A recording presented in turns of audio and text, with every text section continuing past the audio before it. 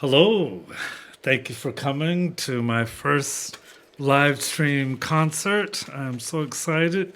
Here with Vincent in the underground studio.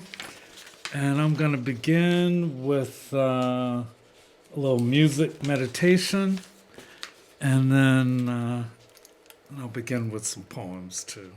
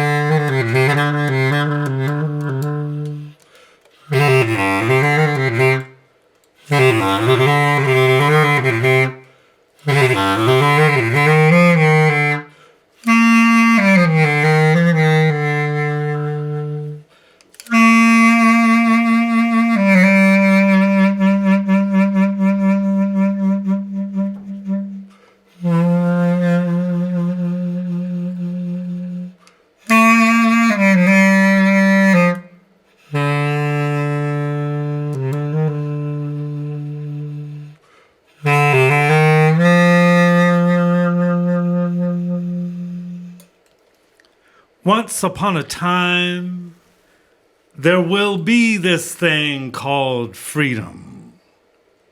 Oh, if I could only show you the view from there. Liberation for as far as your soul can see. We'll all be loving all the love we please. Once upon a time, there will be this thing called freedom. By this point, folks will have consciously obliterated all forms of boundary a long time ago. No presumption of supremacy shall ever be allowed there. Once upon a time, there will be this thing called freedom. We will know this to be true because we have always known this to be true. As is the artistry of the horn of the moon, the handiwork of our liberation shall be painted clear across our lives. In all the spectral hues of translucent transformation, transcendentally raising all ascendant affirmations. Once upon a time,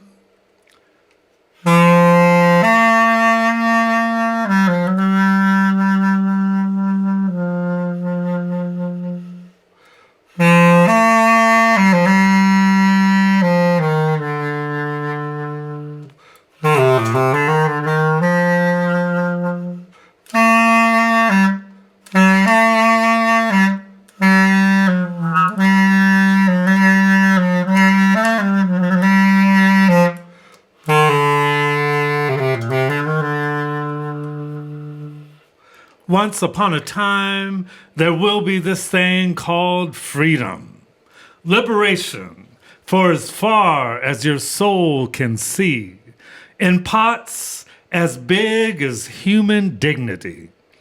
Folks will be cooking up radicalizations of things that today we couldn't even think to believe.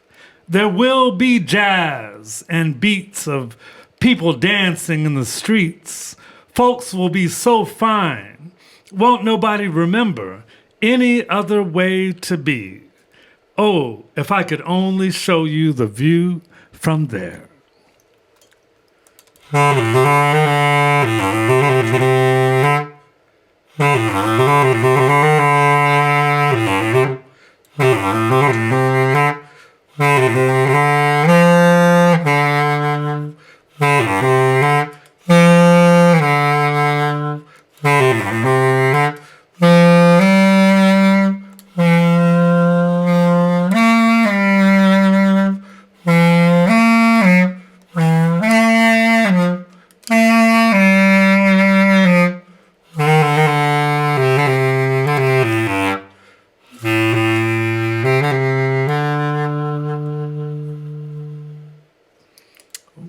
Okay.